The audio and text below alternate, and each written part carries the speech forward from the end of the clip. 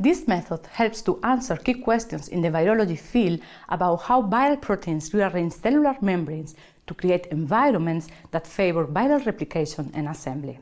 The two technical cornerstones that are combined here are first, the correlation between live cell imaging and electron microscopy, and second, high-pressure freezing. Although this method has been designed and successfully utilized to tackle virus-host interactions, it can easily be generalized to a range of applications in cell biology. Visual demonstration of this method is critical, as there are many steps that require practical experience for success, especially cryo-immobilization via high-pressure freezing and the subsequent steps.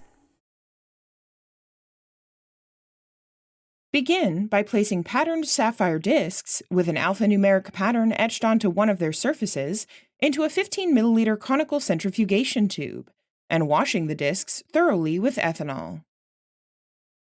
Place the washed sapphire discs in a petri dish lined with filter paper for drying and use long, slim tweezers to transfer the dried sapphire discs onto glass slides.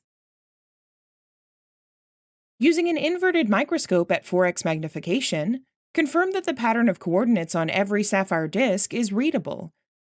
Then sterilize the discs with an ultraviolet crosslinker for 5 minutes. In a biosafety cabinet, add half of the cell culture medium to a cell culture dish and use long tweezers to carefully transfer the sapphire discs into the dish. Then, seed 1 × 10⁵ HUH7 LuNet cells, stably expressing the T7 polymerase in the other half of the cell culture medium onto the culture dish.